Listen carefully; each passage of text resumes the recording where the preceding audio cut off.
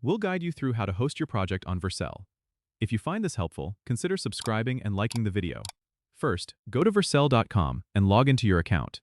If you don't have one, you can quickly sign up using your GitHub, GitLab, or Bitbucket account. Once you're logged in, you'll see the dashboard. Click on the New Project button. Here, you can import your existing project directly from your Git repository. Choose the repository you want to deploy from the list and click Import. Vercel will automatically detect the framework you're using and set up the build settings for you. If everything looks good, click Deploy and Vercel will start building your project. This might take a few moments. Once it's done, you'll see a green checkmark indicating that your deployment was successful. Vercel provides you with a unique URL where you can view your deployed project immediately. To manage your deployments, you can go back to the Vercel dashboard. Here, you can see a list of all your projects, each with options to redeploy, edit, or delete.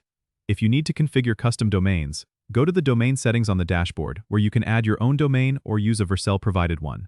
For continuous deployment, make sure your Git repository is connected to Vercel. This way, any new push to your main branch will automatically trigger a new deployment. Vercel makes it super easy to host and manage your projects with its intuitive interface and seamless integrations. Don't forget to subscribe and comment if this helped you out.